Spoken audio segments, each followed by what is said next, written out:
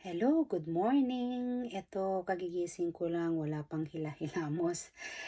Gusto ko lang i-flex yung um, ilaw ng aking mga tanim. Nakabili ako online. So ngayon, March na, so magpapatubo ako ng mga Pinoy na vegetables. So, i-flex ko lang sa inyo guys. Wait.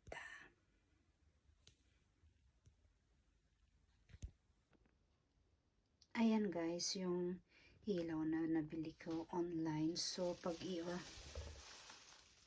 on natin, so, ganyan siya. Violet. And then, tanggalin ko lang yung ilaw. So, ayan, meron tayong ampalaya, okra, at saka eggplant. So, binabad ko na sila. Ito yung, magsasample muna ako. Ito yung okra.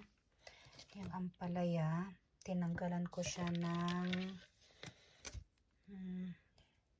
yun sa dulo, medyo malabo siya.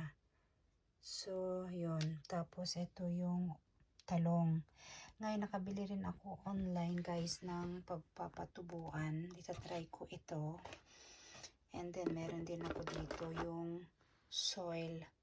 Ayan, ginawan ko na siya ng butas.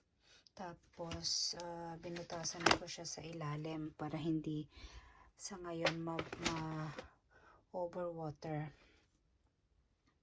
So, ang gagawin ko guys, ilalagay ko, ito may mga butas na siya. So, ilalagay ko yung aking mga tanim. For example, itong okra. Ayan. So, ilalagay ko dyan. Ayan, eksakto lang siya doon sa butas. Ito ay try ko lang.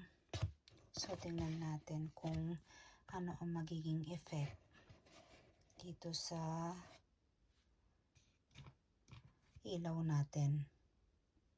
Yung may ganon, yun ang ilalagay natin dito sa ibabaw. So, bibigyan ko kayo ng update guys. Thank you for watching.